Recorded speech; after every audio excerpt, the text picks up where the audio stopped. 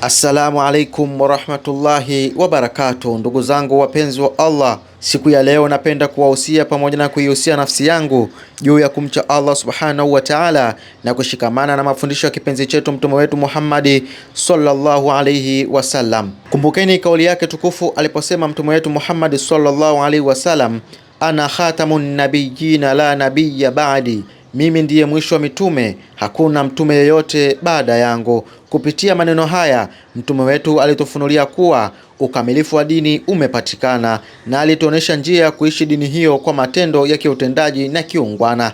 Katika msikiti wake mtume Muhammad sallallahu alaihi wasallam hakufanya ibada pekee, alifanya dawa ya kuwalingania watu, akafanya taalimu ya kuelimisha umma, akafundisha tabia njema, amefanya dhikri na kikubwa zaidi alifanya khidma, yani huduma ya upendo na huruma kwa jamii yote. Leo tarehe 5 ya mwezi wa 8 mwaka 2026, katika kuyaishi kivitendo mafundisho hayo ya mtume wetu Muhammad sallallahu alaihi wasallam, Allah subhanahu wa ta'ala amejalia taasisi yetu adhimu ya Umata kufanya jambo kubwa na lenye kheri. Tupo katika wilaya ya Ilala tukihudumia jamii yetu kwa kutoa msaada wa chakula kwa jamii.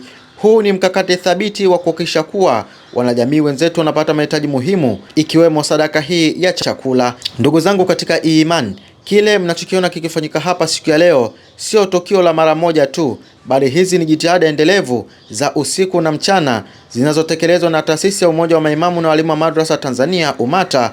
Ni huduma inayotolewa kwa moyo wa kujitolea chini ya uongozi mahiri, thabiti na wenye maono wa mwenyekiti wetu Sheikh Arifu Suria, akishirikiana bega kwa bega na jopo zima la watendaji wake. Mlango wa heri upo wazi mbele yenu, mkono unaotoa ndio unaobarikiwa. Nawe una fursa ya kuwa sehemu ya sadaka hii.